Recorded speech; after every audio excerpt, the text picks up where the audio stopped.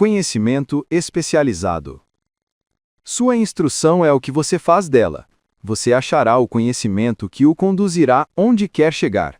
Não será preciso começar de baixo se seguir esse plano simples. Há duas espécies de conhecimento: o geral e o especializado. O conhecimento geral, por maior que seja em quantidade ou variedade, pouco serve para a acumulação de dinheiro. As congregações das grandes universidades possuem, em conjunto, praticamente todas as formas de conhecimento, conhecidas da civilização. A maioria dos professores tem pouco dinheiro. Especializam-se em ensinar conhecimentos, mas não se especializam na organização ou no uso do conhecimento. O conhecimento não atrai dinheiro, a não ser que seja organizado e inteligentemente dirigido, através de planos de ação práticos com o objetivo definido de acumular dinheiro.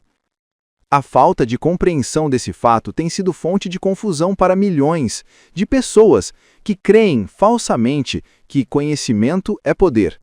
Nada disso. Conhecimento é apenas poder em potencial. Só se torna poder se for e quando for organizado em planos de ação definidos e dirigidos a um fim definido. Esse elo ausente em todos os sistemas de educação pode ser encontrado no fracasso de instituições educacionais em ensinar aos estudantes como organizar e usar o conhecimento depois de adquiri-lo. Muitos cometem o erro de presumir que, porque Henry Ford teve pouca instrução, não era um homem instruído. Os que cometem esse erro não compreendem o significado real da palavra educar. Ela é derivada do latim educo, que significa eduzir, derivar, desenvolver. O homem educado nem sempre é o que tem abundância de conhecimentos gerais ou especializados. O homem educado é o que desenvolveu as faculdades da mente de tal modo que poderá adquirir o que desejar, ou seu equivalente, sem violar os direitos alheios. Suficientemente ignorante para fazer fortuna. Durante a Primeira Guerra Mundial, um jornal de Chicago publicou certos artigos nos quais, entre outras afirmações, Henry Ford era chamado de pacifista ignorante. Ford protestou contra as afirmações e processou o jornal por difamação. Em juízo, os advogados do jornal pleitearam uma justificação e chamaram Ford para depor com o propósito de provar ao júri que ele era ignorante. Fizeram-lhe muitas perguntas, todas com o fim de provar que, conquanto possuísse considerável conhecimento especializado referente à fabricação de automóveis, não passava de modo geral de um ignorante. Importunaram-no com perguntas como essas: quem foi Benedict Arnold? E quantos soldados os ingleses mandaram para os Estados Unidos para debelar a Revolução de 1776? Em resposta à última pergunta, disse Ford: não sei o número exato de soldados que os britânicos mandaram, mas sei que era consideravelmente maior do que o que voltou. Afinal, Ford cansou desse tipo de perguntas e, em resposta a uma especialmente ofensiva, debruçou-se, apontou o dedo para o advogado que a fizera e disse: se eu realmente quisesse responder à pergunta tola que o senhor acabou de fazer, ou a qualquer outra que me foi feita, deixe-me lembrá-lo que tenho na minha mesa uma fileira de botões elétricos. Se aperto o botão certo, posso chamar à minha presença para me auxiliar homens que podem responder a qualquer pergunta que eu queira fazer referente ao negócio a que venho devotando os meus esforços. Tenha, pois, a bondade de me dizer por que iria eu atravancar a cabeça com conhecimentos gerais para poder responder perguntas se tenho homens à minha volta capazes de fornecer qualquer conhecimento exigido. Certamente, havia muita lógica nessa resposta. O advogado ficou desconcertado. Todos no tribunal compreenderam que era a resposta não de um ignorante, mas de um homem instruído. Todo homem que sabe onde encontrar o conhecimento de que necessita e sabe organizar esse conhecimento em planos de ação é um homem instruído. Com a assistência do seu grupo de mente superior, Henry Ford tinha em seu poder todo o conhecimento especializado de que necessitava para capacitá-lo a tornar-se um dos homens mais ricos dos Estados Unidos. Não era essencial que ele tivesse os conhecimentos na própria mente. É fácil adquirir conhecimentos. Antes de ter certeza de sua capacidade de transmutar desejo em seu equivalente monetário, você precisará de conhecimento especializado sobre o serviço ou mercadoria que pretende oferecer em troca da fortuna. Talvez necessite de muito mais conhecimento especializado do que possa, por capacidade ou inclinação, adquirir.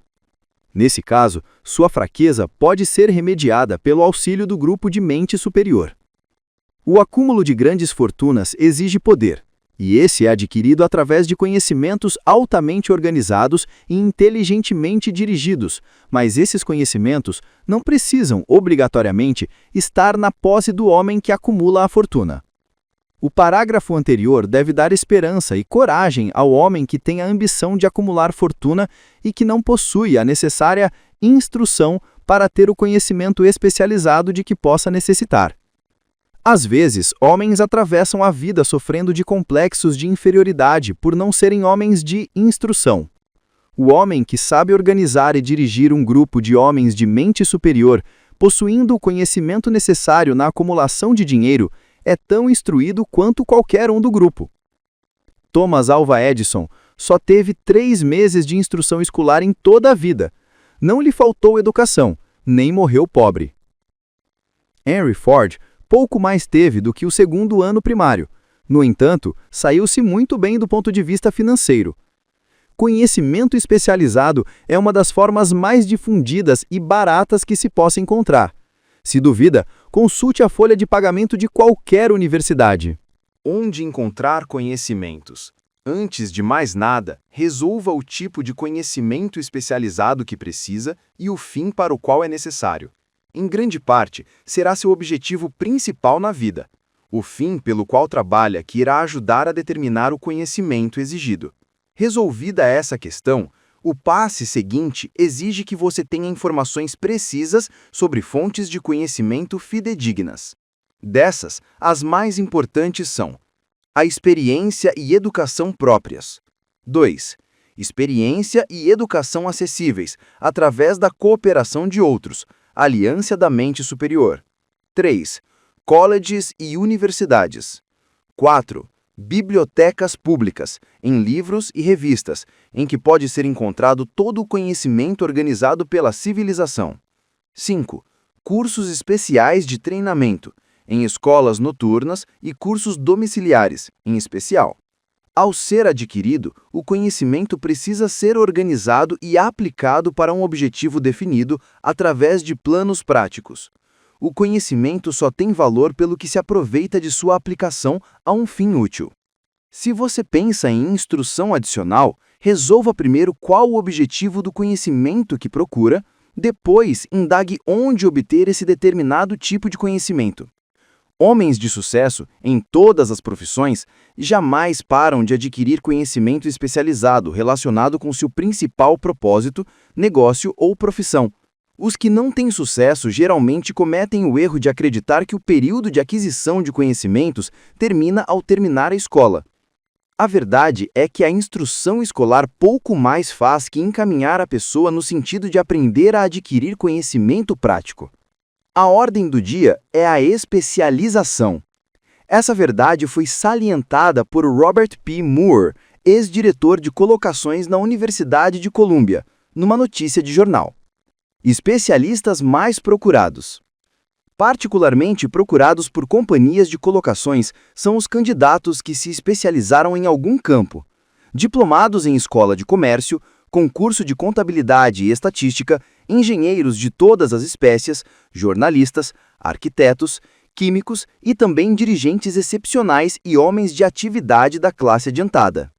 O homem ativo na universidade, cuja personalidade faz com que se dê bem com todos e que foi bem nos estudos, tem uma superioridade marcante sobre o estudante estritamente acadêmico.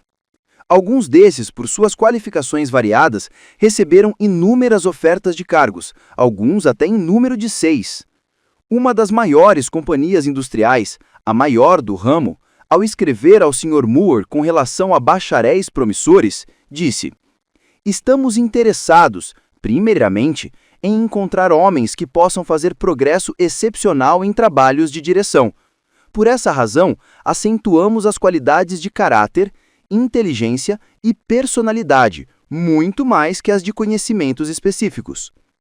Propondo um sistema de aprendizes de estudantes em escritórios, lojas e indústrias durante as férias de verão, o Sr. Moore declarou que após 2 ou 3 anos de college, todo estudante deveria ser convidado a escolher um curso futuro definido e parar se estava apenas passando, agradavelmente, sem nenhum propósito por um currículo acadêmico geral. Colleges e universidades devem encarar a consideração prática de que todas as profissões e ocupações agora exigem especialistas, disse ele, propondo que instituições educativas aceitem responsabilidade mais direta na orientação vocacional. Uma das fontes de conhecimento mais honestas e práticas, acessíveis aos que precisarem de instrução especializada, são os cursos noturnos, que funcionam na maioria das grandes cidades. Os cursos por correspondência fornecem treinamento especializado em todos os lugares onde chega o correio norte-americano, sobre qualquer matéria possível ser ensinada pelo método de extensão. Uma das vantagens do estudo domiciliar é a flexibilidade dos programas de estudo, que permita que se estude nos momentos livres. Outra vantagem do estudo domiciliar, se o curso for bem escolhido, é o fato de que a maioria dos cursos oferecidos por escolas de ensino domiciliar fornecem generosos privilégios de consulta, de valor inestimável aos que precisam de conhecimento especializado. Seja onde você mora, pode aproveitar os benefícios. Estudo e autodisciplina. Tudo que se adquire sem esforço e sem gastos geralmente nos parece de menor valor, às vezes até sem valor nenhum. Talvez por isso que aproveitamos tão pouco nossa maravilhosa oportunidade em escolas públicas. A autodisciplina que se recebe de um programa definido de estudo especializado compensa até certo ponto a oportunidade perdida, quando o conhecimento pode ser adquirido sem gastos. Escolas por correspondência são instituições comerciais altamente organizadas. Suas taxas de inscrição são tão baixas que são forçadas a insistir em pagamentos rápidos. Sendo obrigado a pagar, tenha o estudante boas notas ou más, o efeito é de seguir o curso até o fim, quando de outra maneira desistiria. As escolas por correspondência não insistiram o suficiente nessa questão, pois a verdade é que seus departamentos de cobrança constituem a melhor espécie de treinamento em decisão, rapidez e o hábito de terminar o que se começa. Aprendi isso por experiência, há mais de 45 anos. Matriculei-me num curso de propaganda, por correspondência. Após 8 ou 10 lições, parei de estudar, mas a escola não parou de me enviar as contas. Além disso, insistia no pagamento quer eu continuasse os estudos ou não. Decidi que, se tivesse que pagar pelo curso, a que me obriguei legalmente, deveria completar as lições para aproveitar meu dinheiro. Achei na época que o sistema de cobrança da escola era bem organizado demais, mas aprendi mais tarde na vida que essa era uma parte valiosa do curso pela qual não se cobrava nada. Sendo forçado a pagar, continuei e completei o curso. Descobri mais tarde que o eficiente sistema de cobrança da escola valera muito como dinheiro ganho, por causa do aprendizado de propaganda que tão relutantemente terminei. Nunca é tarde demais para aprender. Temos em nosso país o que se diz ser o maior sistema de escolas públicas do mundo. Uma das coisas estranhas a respeito dos seres humanos é que só dão valor ao que tem preço. As escolas gratuitas dos Estados Unidos e as bibliotecas públicas gratuitas não impressionam as pessoas por serem gratuitas. Essa é a principal razão por que tantas pessoas acham necessário adquirir instrução adicional depois de deixarem a escola e irem trabalhar. É também uma das principais razões por que os empregadores têm mais consideração para com os empregados que fazem cursos domiciliares. Lembraram por experiência própria que qualquer pessoa que tiver ambição bastante para desistir de parte de seu tempo livre para estudar em casa, tem em si as qualidades que fazem um líder. Existe uma fraqueza nas pessoas, para a qual não há remédio. É a fraqueza universal da falta de ambição. As pessoas, principalmente as assalariadas, que reservam tempo livre para estudo domiciliar, raramente ficam por baixo durante muito tempo. Sua ação abre caminho para a ascensão social, remove muitos obstáculos do caminho e conquista o interesse amigo dos que têm o poder de encaminhá-los para a oportunidade. O método do estudo domiciliar de instrução adapta-se de modo especial às necessidades de empregados que acham que, depois de deixar a escola, precisam adquirir conhecimento especializado adicional, mas não dispõem de tempo livre para voltar à escola. Stuart Austin Wire preparou-se para ser engenheiro construtor, seguindo essa carreira até a depressão limitar o mercado a ponto de não lhe proporcionar a renda necessária. Fez um inventário de si mesmo, resolveu mudar a profissão para a de advogado, voltou à escola e fez cursos especiais preparando-se para advogado de partido. Completado o curso, passou nos exames e logo se impôs na profissão. Para dar informação completa e antecipar os álibis daqueles que dirão: "Eu não poderia ir à escola porque tenho família para sustentar", ou "Estou muito velho", acrescentarei que o Wire passava dos 40 anos e se casou ao voltar à escola. Além disso, escolhendo cuidadosamente cursos altamente especializados em escolas bem aparelhadas para ministrar as matérias que lhe interessavam, completou em 2 anos o trabalho que exige aos demais estudantes de direito 4 anos. Compensa saber como comprar conhecimentos. Contabilidade sobre rodas. Examinemos um exemplo específico. O vendedor de uma mercearia encontrou-se de repente desempregado. Tendo tido experiência anterior como guarda-livros, fez um curso especial de contabilidade, familiarizando-se com os mais modernos equipamentos contabilísticos e de escritório e começou a trabalhar por conta própria.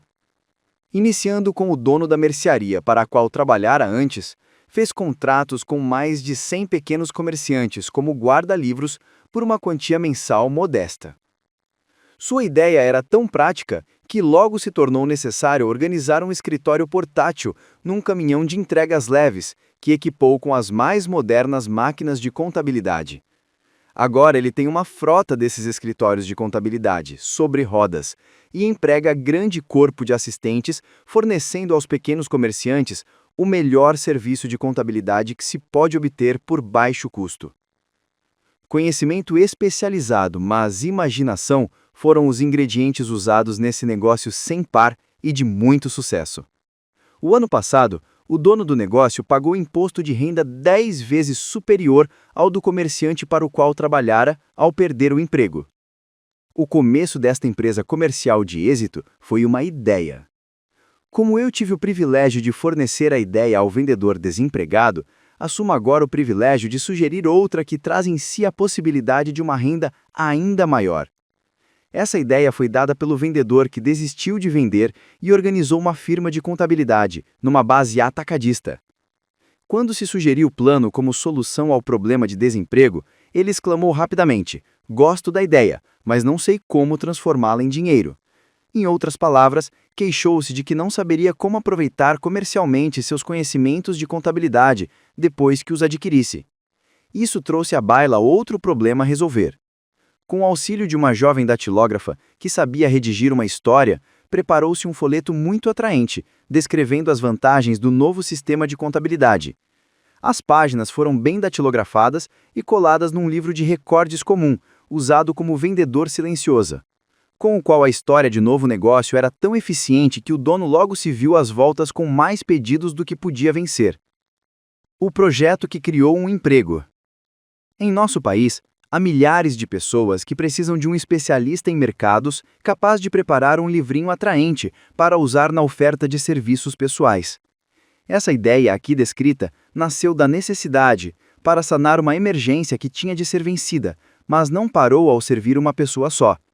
A moça que criou a ideia tinha a imaginação fértil, vislumbrou a criação de uma nova profissão, capaz de servir a milhares de pessoas que precisam de orientação prática ao oferecer serviços pessoais. Estimulada pelo sucesso instantâneo do seu primeiro plano preparado para oferecer serviços pessoais, esta mulher enérgica voltou-se em seguida para a solução de problema semelhante para o seu filho, que acabara de terminar os estudos, mas que era totalmente incapaz de arranjar mercados para seus serviços.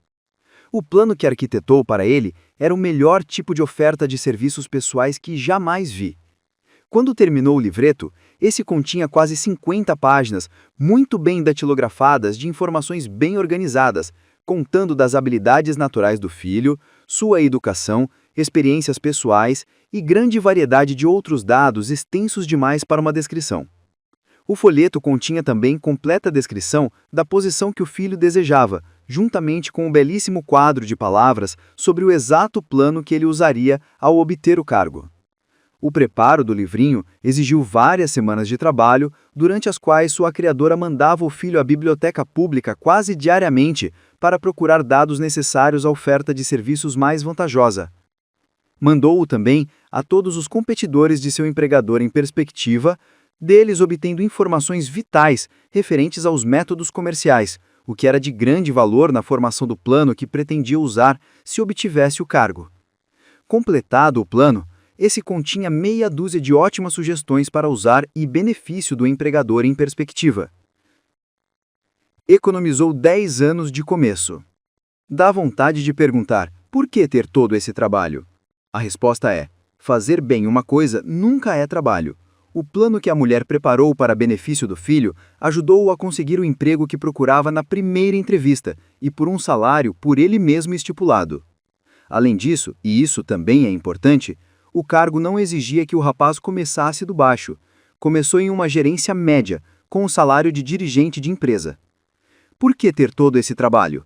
Bem, em primeiro lugar, a apresentação planejada da repetição desse jovem cortou nada menos que 10 anos do tempo que teria levado para chegar de onde começara, se tivesse começado do baixo e trabalhado para se elevar. Essa ideia de começar do baixo e trabalhar para se elevar pode parecer sólida, mas a principal objeção a ela é a seguinte: gente demais que começa do baixo nunca consegue erguer a cabeça bastante alta para ser vista pela oportunidade, então fica no fundo mesmo. Deve-se lembrar também que a visão que se tem no fundo não é muito alegre ou animadora. Tende a matar a ambição. Chamamos-la de entrar no mecanismo, que significa que aceitamos nosso destino porque formamos o hábito da rotina diária, hábito esse que finalmente se torna tão forte que cessamos a tentativa de exterminá-lo. Essa é outra razão por que compensa começar a 1 ou 2 passos acima do fundo. Fazendo isso, forma-se o hábito de olhar ao redor, de observar outros que sobem, de perceber as oportunidades e abraçá-las sem hesitação. O mundo ama os vencedores. Dan Halpin é um esplêndido exemplo do que quero dizer. Em seus dias de estudante de college, era dirigente do famoso time de futebol de Notre Dame, no campeonato de 1930, quando era diretor o falecido Knut Hockney. Halpin terminara os estudos numa época bastante desfavorável, quando a depressão diminuíra muitos empregos.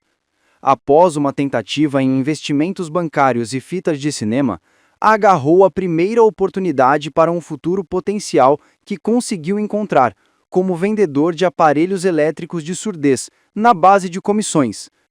Qualquer um podia começar nessa espécie de emprego, e Halpin sabia-o, mas para ele era o suficiente para abrir as portas da oportunidade. Durante quase 2 anos, continuou num emprego que não era do seu agrado, e nunca teria sobrepujado o cargo se não tivesse tomado certas providências. Primeiro, procurou obter o cargo de assistente do gerente de vendas da companhia, e conseguiu-o. Esse passo para cima elevou-o bem acima da multidão, possibilitando-lhe ver oportunidade ainda maior. Além disso, colocou-o onde a oportunidade podia vê-lo. Conseguiu um índice de vendas tão bom com os aparelhos de surdez que o diretor da companhia Dictograph Products, competidora da companhia para a qual Halpin trabalhava, queria saber algo sobre o tal de Dan Halpin, que tirava grandes vendas da companhia Dictograph. Mandou chamá-lo. Quando a entrevista terminou, Halpin era o novo gerente de vendas, encarregado da divisão acústica. Depois, para pôr à prova o valor de Halpin, Andrews foi embora para a Flórida por 3 meses, deixando-o para afundar ou nadar no novo emprego. Não afundou. O espírito de Knut Hockney, achando que todo mundo ama os vencedores e não tem tempo para os vencidos, inspirou-o a dar tanto ao emprego que foi eleito vice-presidente da companhia, cargo que muitos se orgulhariam de alcançar em 10 anos de esforço leal. Halpin conseguiu lugar em pouco menos de 6 meses. Um dos pontos principais que estou tentando salientar através de toda essa filosofia é que galgamos altas ou permanecemos no fundo por causa de condições que podemos controlar, se quisermos controlá-las. Não se demore no fundo. Estou também tentando salientar outro ponto, isto é, que tanto o sucesso como o fracasso são em grande escala resultados do hábito. Não tenho a menor dúvida de que a convivência de Halpin com o maior instrutor de futebol que os Estados Unidos jamais conheceu implantou-lhe na mente o mesmo tipo de desejo de distinguir-se que tornou famoso no mundo inteiro o time de Notre Dame.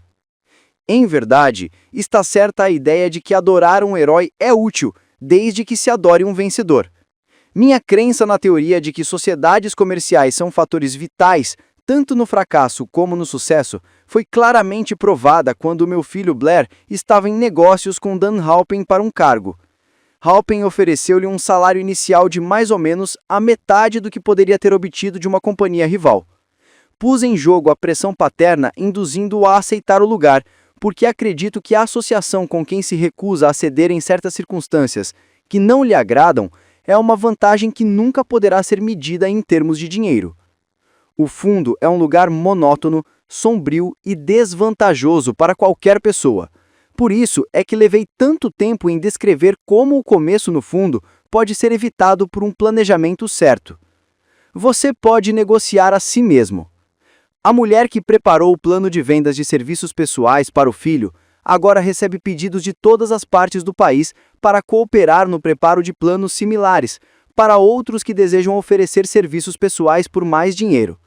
Não se deve supor que o plano consista apenas numa técnica de vendas inteligente, pela qual se auxilia homens e mulheres a pedirem e receberem mais dinheiro pelos mesmos serviços que antes vendiam por pagamento menor. Ela cuida dos interesses do comprador, assim como os de vendedor de serviços pessoais, preparando os planos de tal modo que o empregador recebe o valor inteiro do dinheiro adicional que paga. Se você tiver imaginação e procurar um mercado mais vantajoso para seus serviços pessoais, essa sugestão pode ser o estímulo que está procurando. A ideia é capaz de trazer uma renda bem maior que a do módico advogado ou engenheiro médios, cuja instrução exigiu muitos anos de faculdade. Não há preço fixo para ideias boas. Atrás de todas as ideias está o conhecimento especializado. Infelizmente, para os que não encontram riquezas na abundância, o conhecimento especializado é mais abundante e mais fácil de adquirir do que ideias. Por causa dessa verdade, há uma exigência universal e oportunidades sempre crescentes para a pessoa capaz de ajudar homens e mulheres a vender com vantagem seus serviços pessoais. Capacidade significa imaginação, a única qualidade necessária para combinar conhecimento especializado com ideias na forma de planos organizados destinados a atrair riquezas. Se você tiver imaginação, este capítulo irá presenteá-lo com uma ideia que será o suficiente para o começo das riquezas que deseja. Lembre-se de que a ideia é a coisa mais importante. Conhecimento especializado pode ser encontrado ali na esquina, qualquer esquina. Pontos a fixar. Conhecimento é apenas um poder potencial. Você pode organizá-lo de modo a dar-lhe planos de ação definidos, dirigidos a um fim definido. Abra a mente à instrução que vem da experiência e do contato com outras mentes. Henry Ford foi suficientemente ignorante para fazer fortuna. Use uma ou todas as 5 fontes de conhecimento que este capítulo lhe fornece. É fácil adquirir conhecimentos. Se você não estiver pronto para vender um produto, você pode vender seus serviços ou ideias por muito bom preço. Homens de mais de 60 anos tiveram muito sucesso ao fazê-lo. O plano deu um enorme impulso ascensional a milhares de jovens autodisciplinados. O projeto fornecido neste capítulo pode fazer você iniciar-se com uma vantagem de 10 anos em qualquer emprego. O conhecimento pavimenta a estrada para a riqueza, quando você sabe qual a estrada tomar.